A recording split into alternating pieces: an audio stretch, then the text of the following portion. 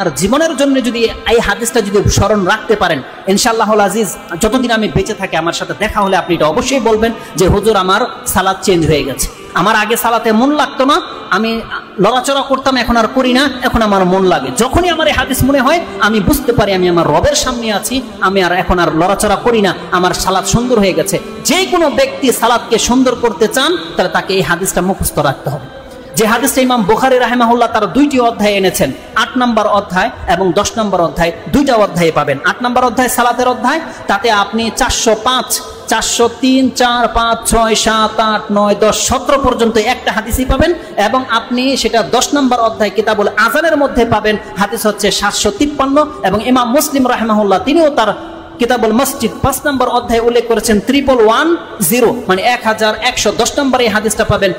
আনাস রাদিয়াল্লাহু তাআলা তিনি বলছেন আন্না রাসূলুল্লাহ সাল্লাল্লাহু আলাইহি ওয়াসাল্লাম রাআ নুখামাতান ফিল কিবলাতি, রাসূলুল্লাহ সাল্লাল্লাহু আলাইহি ওয়াসাল্লাম একদিন কিবলার পাশে নাক ফোঁটা, কেউ হয়তো থুতু ফেলেছে বা নাকের ময়লা ফেলেছে, কিবলার দেয়ালের মধ্যে লেগে আছে, এটা রাসূল সাল্লাল্লাহু আলাইহি ওয়াসাল্লাম দেখতে পেয়েছে। ফাশাক্কা যালিকা আলাইহি হাত্তা রুইয়া ফি ওয়াজহিহি, রাসূলুল্লাহ সাল্লাল্লাহু আলাইহি ওয়াসাল্লাম এতটা বেশি কষ্ট পেয়েছেন যে তার চেহারায় পর্যন্ত সেই কষ্টের ছাপটা ফুটে উঠেছে। ফাকামা, রাসূলুল্লাহ টিকতে পারলেন না, দাঁড়িয়ে গেলেন।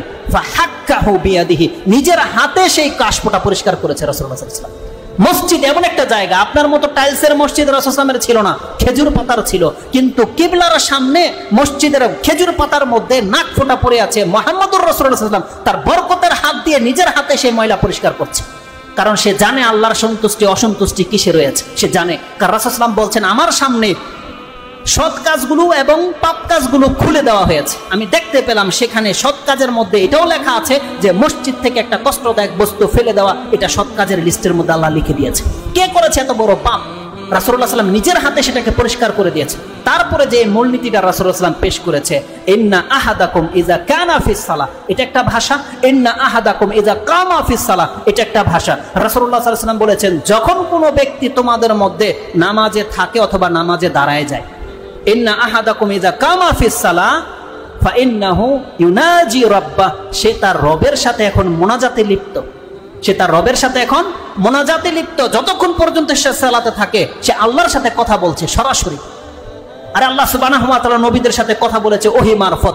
রাসূলুল্লাহ সাল্লাল্লাহু আলাইহি ওয়াসাল্লাম বলছেন ইউনাজি রাব্বাহ, সে তার রবের সাথে ডাইরেক্ট কথা বলছে, চুপি চুপি কথা বলছে, যেটা আর কেউ জানে না, একমাত্র তার সে জানে, তার রব জানে। রাসূল সাল্লাল্লাহু আলাইহি ওয়াসাল্লাম বলেছে আও ইন্নাহু বাইনাহু ওয়া বাইনা কিবলাতিহি, রাসূলুল্লাহ সাল্লাল্লাহু আলাইহি ওয়াসাল্লাম বলছেন কোন ব্যক্তি যখন আল্লাহু আকবার করে দাঁড়িয়ে যায় তার আর তার কিবলার মাঝে আল্লাহ উপস্থিত থাকে। ইন্নাহু বাইনাহু ওয়া বাইনা কিবলাতিহি, আল্লাহ তার এবং তার কিবলার মাঝে উপস্থিত হয়ে যায়, আল্লাহ বলছেন। আর মুসলিমের যে বর্ণনা বা বুখারীর ওই হাদিসটাতে যেটা 753 তে রয়েছে, রাসূলুল্লাহ সাল্লাল্লাহু আলাইহি ওয়াসাল্লাম বলছেন ইন্না আহাদাকুম ইযা কানা ফিস সালাহ ফাকিবালা ওয়াজহিহি ফাইন্নাল্লাহা কিবালা ওয়াজহিহি ফাইন্নাল্লাহা কিবালা ওয়াজহিহি, আল্লাহ সুবহানাহু ওয়া তাআলা তার চেহারার সামনে থাকে, এটা বুঝেন। মানে আপনি যখন আল্লাহু আকবার বলেছেন, সেটা হোক সুন্নত নামাজ, নফল নামাজ, ফরজ নামাজ, আপনি যেমনি বলবেন আল্লাহু আকবার, রাসূল বলছে আপনার চেহারাটা তখন সরাসরি আল্লাহর সামনে থাকে। কোন মালিকের সামনে যদি কোনো ব্যক্তি, কোনো মালিক যদি দাঁড়িয়ে থাকে, তার গোলামকে টেরবেটার করতে পারে? অথবা এটার পজিটিভ দিক নিয়ে নেন, আপনি যার ইবাদত করেন আপনার যদি ফিল হয় যে আমার মালিক এখন আমাকে দেখছে, আমার সাথে তার সম্পর্ক রয়েছে, সুবহানাল্লাহ, আপনার অবস্থাটা কেমন হতে পারে? তাহলে এই হাদিসটা আমাদেরকে স্মরণ রাখতে হবে যতদিন পর্যন্ত আপনি বেঁচে থাকবেন এবং সালাত আদায় করবেন। আপনি জেনে নেন আপনার মর্যাদাটা এমন, আল্লাহ বলছেন যে কেউ তোমাদের মধ্যে সালাতে দাঁড়ায় সে তার রবের একেবারে কাছাকাছি, বা তার রবের সাথে এখন সে ইউনাজি রাব্বা। দেখেন এখানে মোনাজাত শব্দটা রয়েছে। আমাদের সমাজে মোনাজাত করে সালাত ফিরানোর পরে, অথচ রাসূল সাল্লাল্লাহু আলাইহি ওয়াসাল্লাম বলছেন মোনাজাত হচ্ছে নামাজের ভিতরে। যতক্ষণ পর্যন্ত আপনি নামাজে থাকেন না কেন, রুকুতে সেজদাতে আপনি যত কিছু বলার আল্লাহর কাছে তখনই বলে দেন। ওই লোক দেখানো আবার হাত তুলে সবাইকে দোয়া করতে হবে না, হুজুরকে বলতে হবে না যে আমাকে দোয়া করেন, বরং আপনি যখন সালাতে দাঁড়িয়ে যান আপনি আপনার রবকে বলেন আপনার কি প্রয়োজন রয়েছে। আমি কি ব্যক্ত করে বোঝাতে পারবো আপনার রবের কাছে যে আপনার কি প্রয়োজন? কিন্তু আপনার অন্তরে যেভাবে কথাটা বেরোবে এটা একমাত্র আপনি পারবেন, আপনার বিকল্প কেউ পারবে না, কোনো হুজুর পারবে না আপনার ভাষাটাকে আল্লাহর কাছে প্রকাশ করতে। আল্লাহ সুবহানাহু ওয়া তাআলা যেহেতু ভাষা নাজিল করেছে, এগুলো তো আল্লাহর বানানো নাকি মানুষের বানানো? প্রত্যেকটা ভাষা আল্লাহ সুবহানাহু ওয়া তাআলার সৃষ্টি, আর আল্লাহ প্রত্যেকটা ভাষা বোঝে। যাই আল্লাহ সুবহানাহু ওয়া তাআলা বলেছেন বান্দা তুমি আমাকে ডাকো।